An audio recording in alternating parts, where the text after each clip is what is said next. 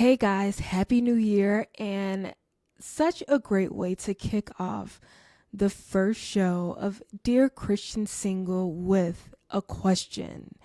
If you guys are joining me, if this is your first time, my name's Deanna Seals. I know my name looks different than Deanna, but there's a story behind that, but it's Deanna.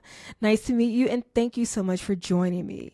Today, we have a great question, and I am so excited to kick this off because this question was asked of me when I posted a response on someone's video when they were talking about how they were in their waiting season and, what was encouraging them or just how they were feeling.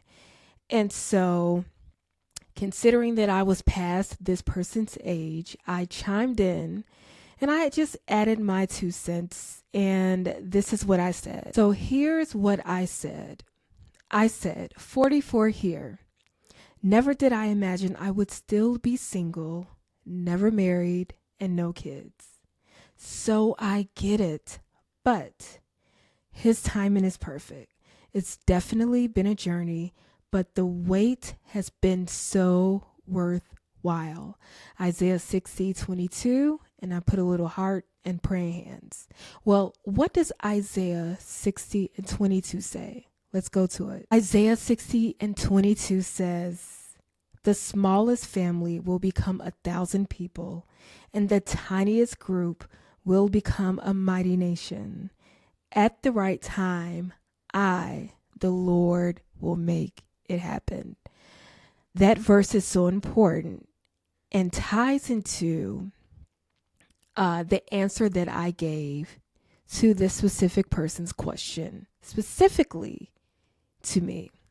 And so after I gave that response, this is what someone asked of me. And I thought it was such a great question. Here's what she said. And the question goes, how do you remain content and hopeful? How do you remain content and hopeful?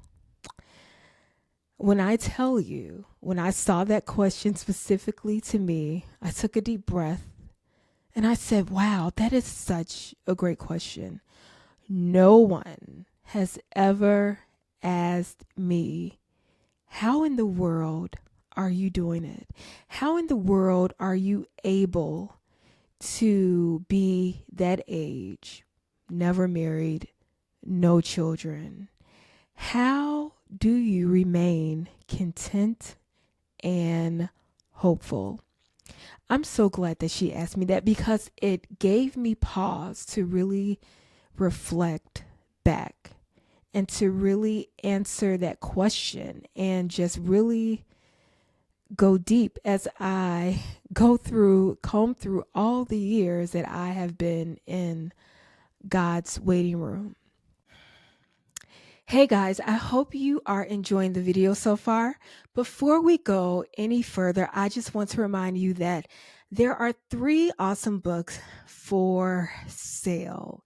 If you go to gracecw.com, the link is below, you'll check those books out. The very first book is a book on forgiveness. I mean, because there's never a bad time to forgive and heal. And it's called The Other Side of Forgiveness: How to Find Release from the Prison of Your Past. It is time. This book, Unforgiveness, will never go out of style, and you will always need to forgive someone, including yourself, over and over. And so the next book, it's called Sufficient Grace. It's a book on soul care. So if you go, you can check out the links on gracecw.com.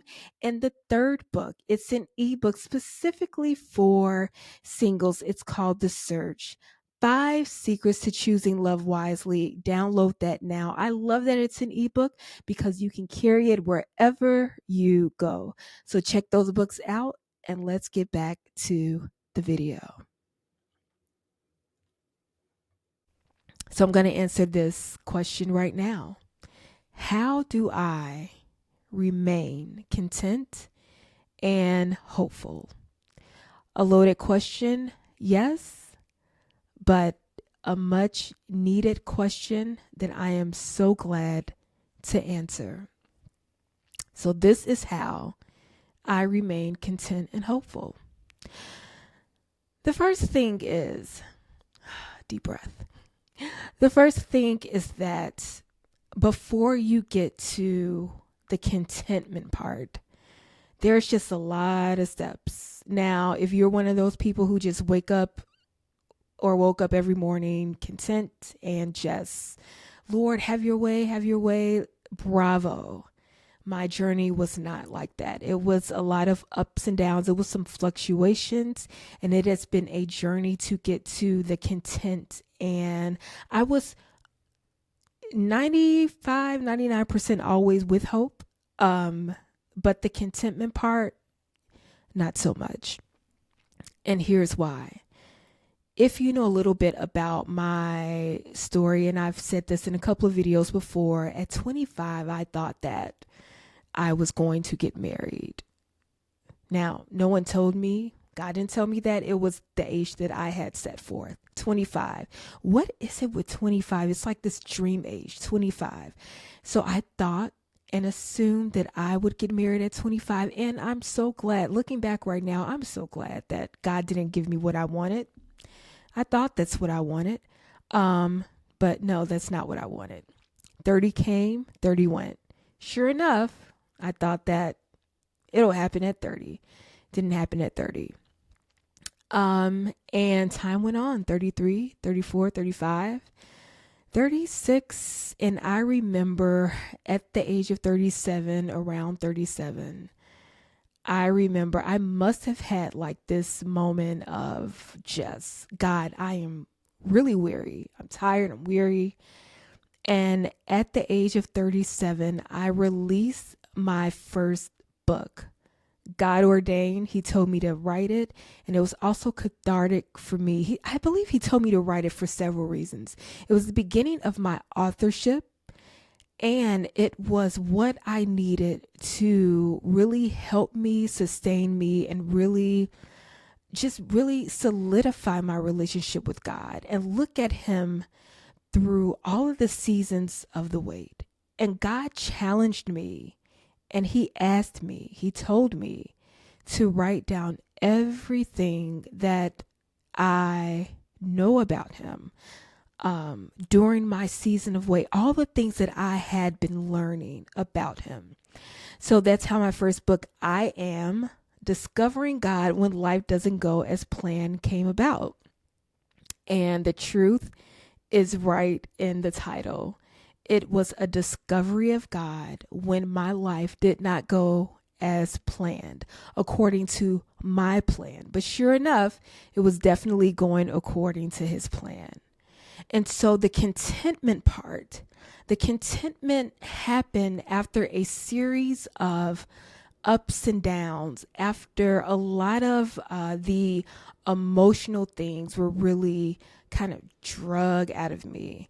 There was the anger, there was me being angry at God, me being frustrated at God, his plan, his timing for my life, me feeling jealous. That's a whole other topic. Me feeling jealous of people in a sense. Now, I didn't want anything bad to happen, but any type of jealousy is just wrong. It's wrong. And so I'm so glad that God has delivered me from that. But me feeling all of those feelings when people who were younger than me got what they wanted, or so I thought, or got what God wanted for them. And me going through all of those different emotions. And so I think it's so important that not only do you really name what you're going through so that you can get to the other side of healing, because God wants you to be real about it. He already knows. And so get real so that you can deal and you can then heal.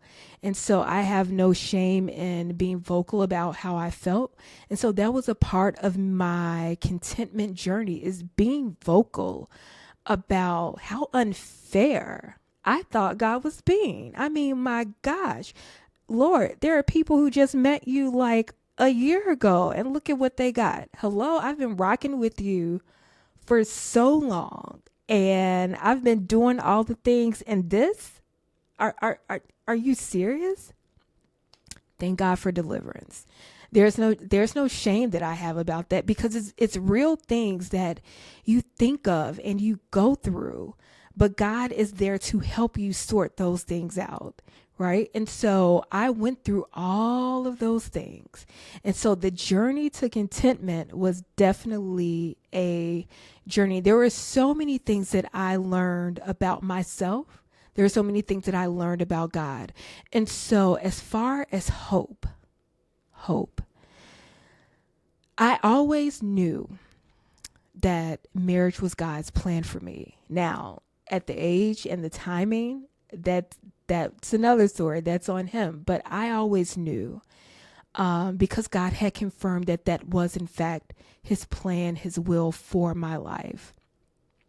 However, there were times where I looked up at heaven and I was like, look, you are taking too long. If you don't do something, I don't know what I'm going to do. Now, I wasn't talking about harming myself, but what I was talking about, let me just put a pin in that.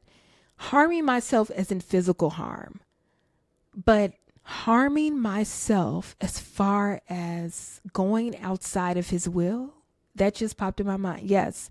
When you are harming yourself anytime you are going outside of God's will, because his will for our lives is perfect. His timing is perfect. His plan is perfect.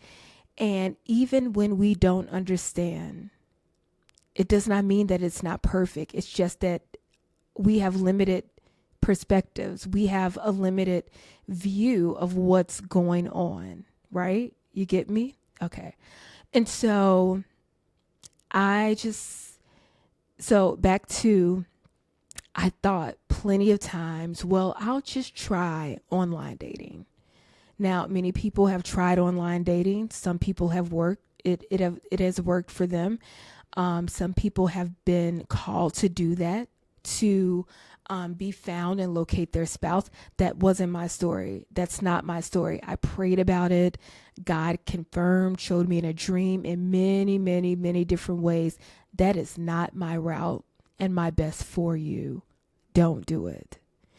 I even remember, my gosh, maybe this was like 2 or 3 years ago. Man, I was really sometimes you have these temper tantrums, so some people only have to wait 2 years, 3 years. But man, when you get to year 7, year 10 or more, it can be something different. People, you don't know until you've experienced it. And so there was a moment where I was like, I'm done, forget it.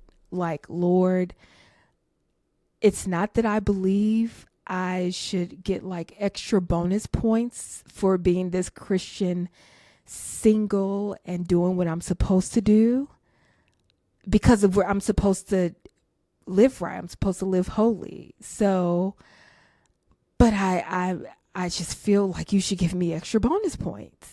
I mean, that was really what I was thinking. Like, hello, don't you see me doing all of this? But there was one time I really was like, I'm done. I've had it.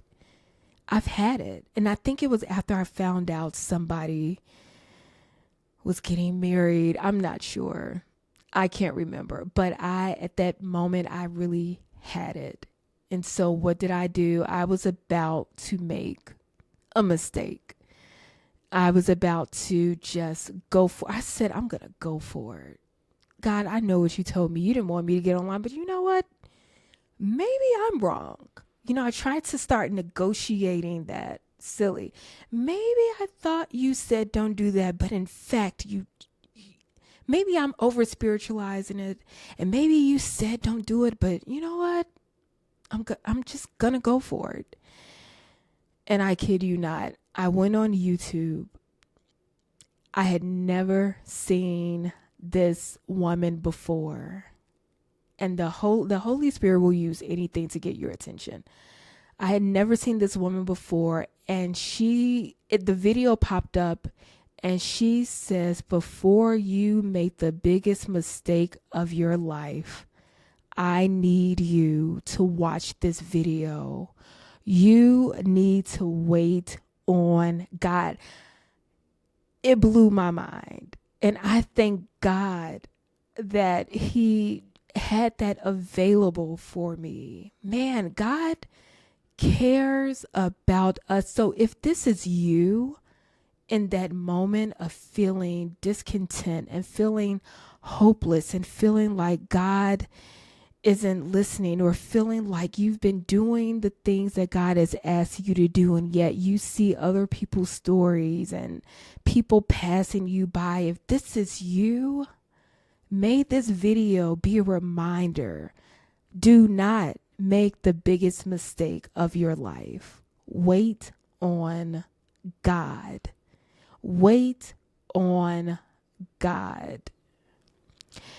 And so I was going to do that until I saw that video. And then God provided another video of someone I had never even seen before. And it was about waiting, and it was about her journey, and it was about God's timing. It was about God's timing. And so I listened to that video, and those videos helped me. It calmed me down. And back to me saying, God, help me to wait on you some more. I don't understand. And so the journey to remaining hopeful and content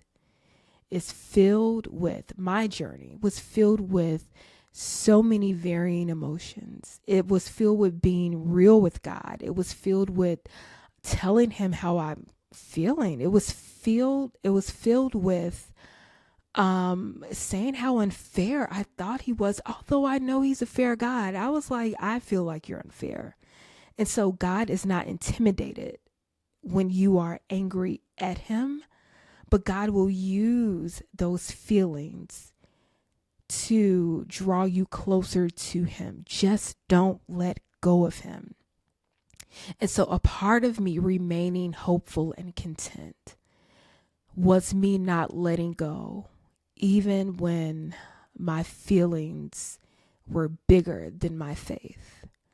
A part of me not letting go of God was feeling so scared of what my life would look like if I stepped outside of His will for my life.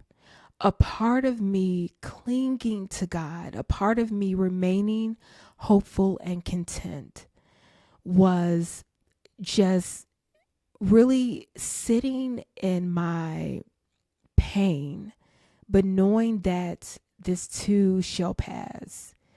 Because I wasn't one of those people who is just like, okay, this is what God says. I'm not going to fake my feelings. God doesn't want that. We have a compassionate God. We have a God who cares. We have a God who is slow to anger. We have a God who knows all about our weakness. We have a God who knows all about our struggles. We have a God who knows that, even though we love Him, we are human, and it takes a lot to wait. It takes a lot to wait on God. So that's the kind of God that we serve. So how did I remain hopeful and content? Well, last year in 2024, I cried out to God. I cried out to God because I was feeling so just vulnerable, and just I was tired. I think I was at, like, this was the lowest. And so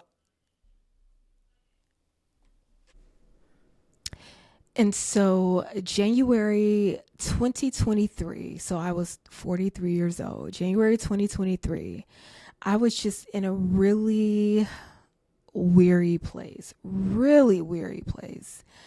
Um, and so I remember I just cried out to God and I said, Lord, I have been praying the same prayers to you.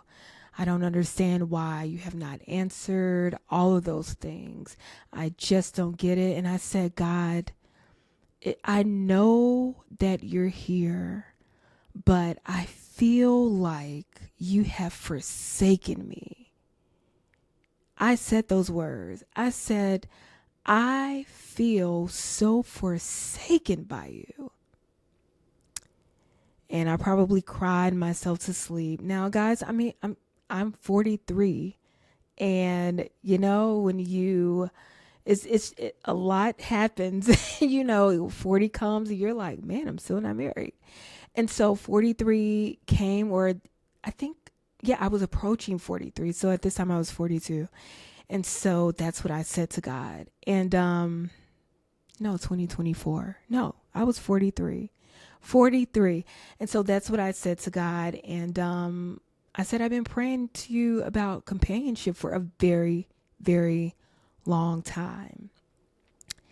And I said, I just feel like you've forsaken me. That's really how I felt.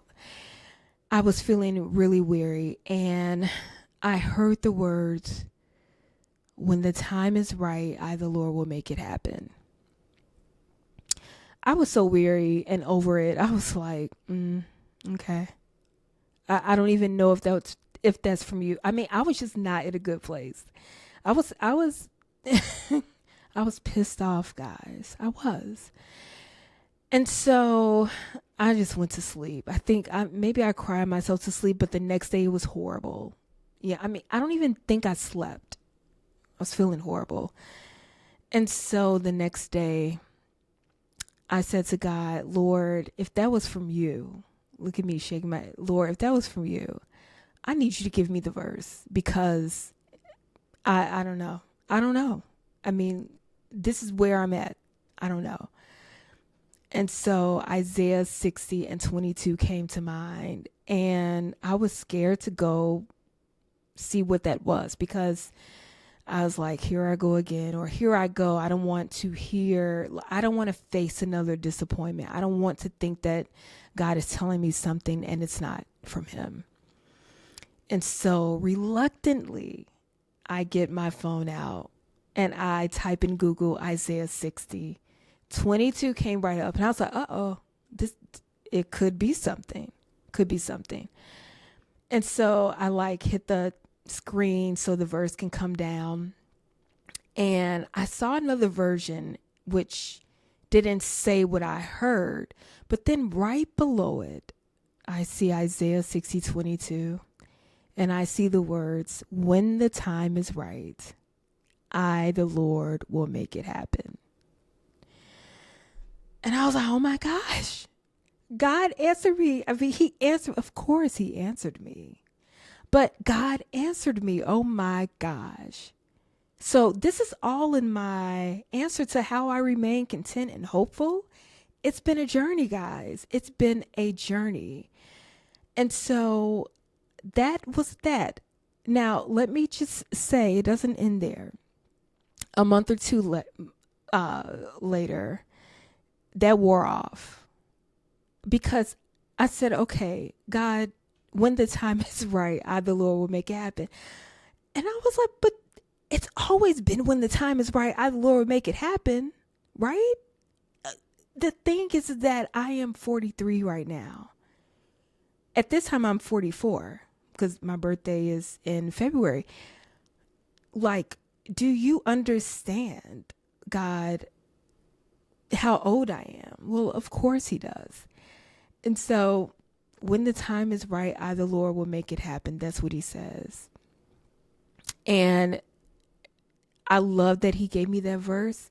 But I said, God, to be honest, I hear you, but that doesn't make me feel any better, because I feel like when the time is right, why isn't the time right right now? Do you know how old I am? So these are the conversations that I had. So remaining hopeful and content is being real with the one who can handle your realness. It's being real with the one who already knows how you feel and has an answer and has the prescription. He is the healer. He is the comforter. So how do you remain content and hopeful in any type of season that you're in? You get real with the one who created you.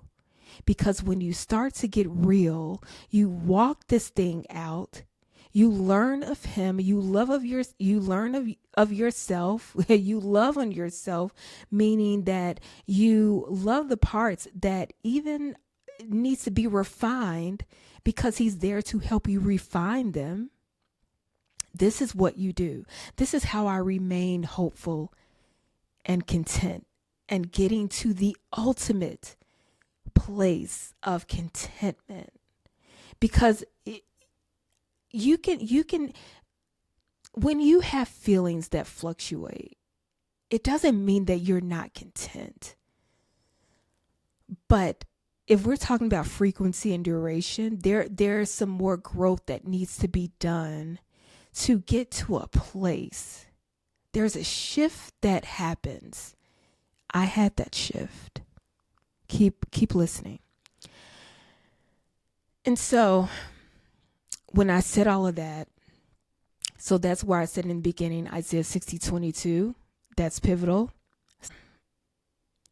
God had told me not only Isaiah 60:22, but it was like he said, no, it wasn't like he said, I have heard your prayer.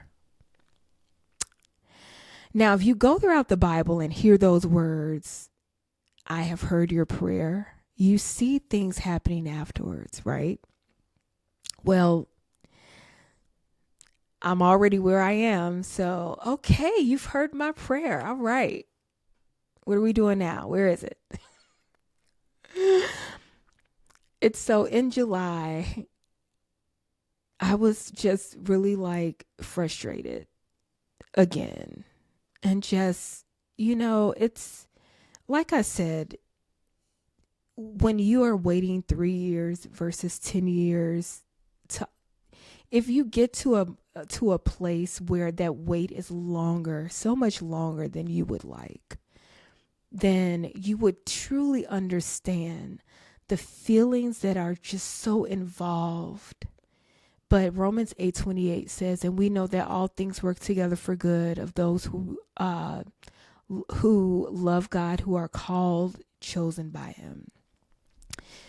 So here I am, July 2024, and I am feeling anxious. I am feeling, a bit weary. I'm feeling like, man, I'm tired, once again, I'm tired. It's when you hit past 40, it becomes a little bit different. And I remember saying to God one day, I was praying to him about something else. I said to God one day, I said, God, you know what? Marriage is something, but it's not everything. And I remember I cried when I said that. And I said, Lord, I surrender that to you. Now, it didn't mean that I no longer believe that he had it for me. But I said, I'm tired of carrying this. I said, God, I'm giving this desire to you. I'm giving who I thought it would be. I'm giving you what I wanted. I'm giving you when I thought it would happen. I'm giving it to you. I'm giving it to you because I want to give it to you, because life is so much bigger than marriage. Now, would I say marriage was an idol for me? No, marriage was not an idol, but I was frustrated with God's time. So perhaps the idol lied in my plans. because this was certainly not the plan that I had for my life. If God would have told me at the age of 25 that, girl, 40, 43, 44, you still won't be married or have any children. I, so there are just reasons why God will not tell us things. I think about Joseph in the Bible.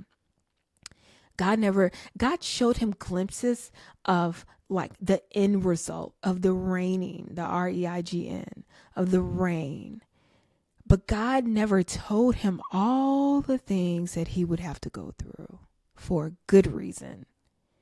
Because it's easier to keep that faith and to hold on to that end result than to to cower down and to take yourself out the race because of the middle that you did not create, the middle that you had no intention of going through, the middle that you did not foresee coming. Because also in that middle was when I turned 40, about, what was it, 2.5 months later, my father died. So God, not only are you telling me to wait past the age of 40, and I'm already 44, but you're telling me that the dream that I had of my father walking me down the aisle was never in your plan. So there was a lot going on in my life. So how do I remain hopeful and content? This is why I say, whoa, that's a loaded question. But it's such a great question because I had to pause and do the timeline for myself. How do I remain hopeful and content? So when I surrendered to God and I said to him, marriage is something, but it's not everything, that I was laying it at your feet. When I tell you the moment I did that, there was a weight that was taken off. There was a freedom that I walked into. And that's when the shift, SHIFT, and I believe the ultimate contentment came. Because I had said, Lord, you are in control of my time, because my time is really yours. It was never mine. And I had to release that. And what's so funny, right after I said that, I heard the words from the Holy Spirit, like Ephphatha, which means be open. And I believe, what was that? It's a story in the Bible, because I was praying. There was another prayer that was not even related to this, that I was praying about, and I wouldn't get an answer. And right after I released and surrendered marriage, my timing and my plans, God gave me a word. You know, Psalm 73 and 25, whenever I wanted to go outside of the will of God, and I would crawl back, right, almost after I almost went outside of the will of God and made the biggest mistake in my life, remaining hopeful and content came. The scripture that rung out for me, whom have I in heaven but thee? And that's in Psalm 73 and 25. So if I go to this place, if I go to that place, if I do this, if I do that, whom have I in heaven but thee? And I made a choice not to step out, because I could have been making the biggest mistake of my life, forfeiting so much that God has in store for me. This was never a part of my plan. but it was always a part of the plan. The plan, the script that God had written for my life. Now, there were times where I thought he was just wrong. There were times where I thought he was just unfair. And I let him know, and I was angry. You took my father, the person who I always thought would walk me down the aisle? Are you serious? And I'm still waiting? Are you? Oh, yeah, I was angry. But who have I in heaven but thee? So how do I remain content and hopeful? Again, it was a loaded question. It's a great question, and I'm so glad that you asked. So I would say again, Psalm 73 and 25, whom have I in heaven but thee? And when the time is right, I, the Lord, will make it happen. Isaiah 60 and 22. I trust God with my life, with my heart, with his timing. And what I know for sure is that just because I think his timing is not right, just because I think his timing may be unfair, just because I think that so many things, the fact is that just because I don't understand doesn't mean that God isn't right or perfect. His perfection has nothing to do with my understanding. His timing has nothing to do with my limited view on things and timing of my life. He has created time. He has created life. And so whom have I in heaven but thee? God is perfect in all his ways. So if I were to encourage you today, I would say stay the course. Trust God. Continue to have heart-to-hearts with him because he's there. And surrender it all to him. Surrender it all to him. Because just because we don't understand the middle or the way that the script was written does not mean that the script was not perfect for your life and his ultimate purpose and glory. I hope that helps. And if anyone has a question for Dear Christian Single, I would be so happy to answer it in the best way possible. And check out the ebook and those resources that I mentioned earlier. I'll see you next time, and Happy New Year.